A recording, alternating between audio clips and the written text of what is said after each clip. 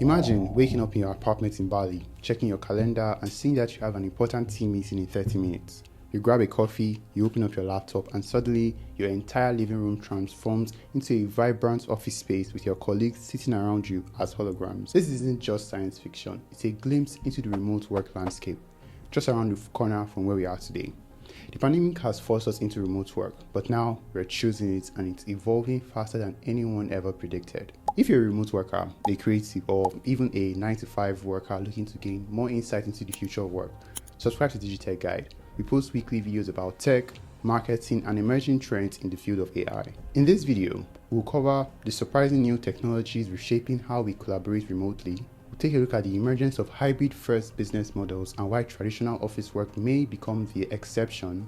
We'll look at the hidden psychological challenges of remote work 2.0 and how to overcome them. Then, the practical strategies to thrive in this new landscape before it arrives. Remote work isn't a temporary solution anymore. It's become the foundation for how millions of people structure their lives. By late 2024, over 40% of knowledge workers were primarily remote, with another 30% in hybrid arrangements.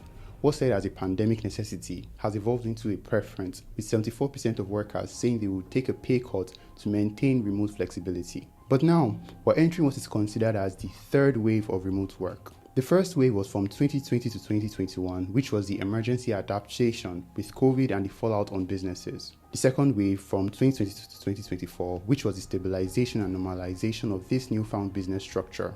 And now, the third wave from 2025 to 2026 up will be more of transformation and integration, where things will get really fascinating. See, remote work isn't just changing where we work, it's fundamentally altering what work means, how companies operate, and how we relate to each other professionally.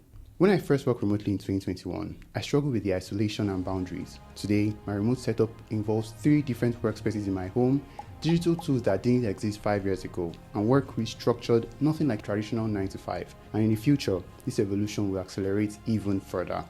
The most visible change in remote work will be how we interact with each other. Current video calls will feel as outdated as fax machines. Virtual reality and augmented reality will finally reach their iPhone moment. Beyond virtual reality and augmented reality, we're seeing AI collaboration tools that don't just schedule meetings but actively participate in them.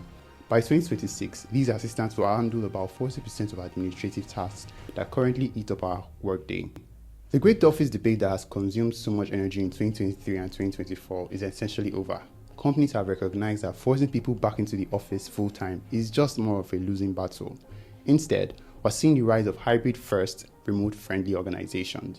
Physical offices are being reimagined as collaboration hubs, places team visit for specific purposes rather than for daily obligations.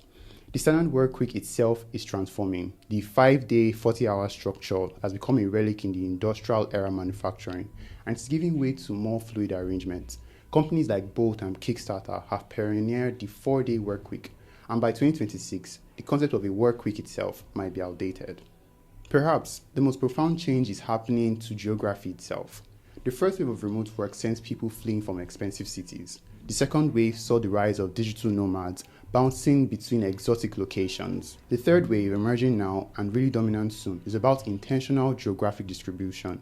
Companies aren't just allowing employees to work from anywhere, they are strategically creating distributed teams across different regions and different time zones. Here's a crucial insight that few people recognize. Remote work won't just be a different way of doing the same jobs, it will fundamentally change what jobs exist and how careers develop.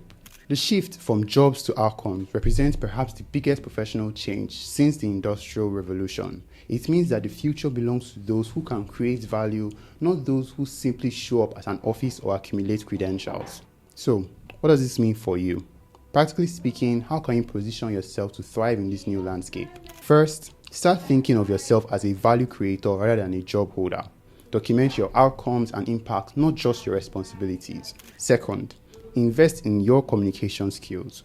Remote work amplifies the importance of clear, thoughtful communication. Third, build your personal tech stack. Everyone will need their own collection of tools to manage their productivity, learning, and connections. Fourth, cultivate meaningful communities outside of work. As the boundaries between work and life blur further, having strong non-work relationships become even more important for your well-being. And finally, embrace continual adaptation. The remote landscape is evolving monthly, not yearly. Stay curious and experimental.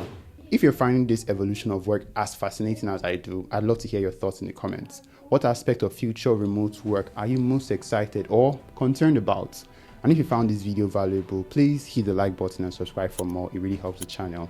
If you want to dive deeper, you can check out our other videos on this channel. Thanks for watching, and I'll see you in the next one. Goodbye.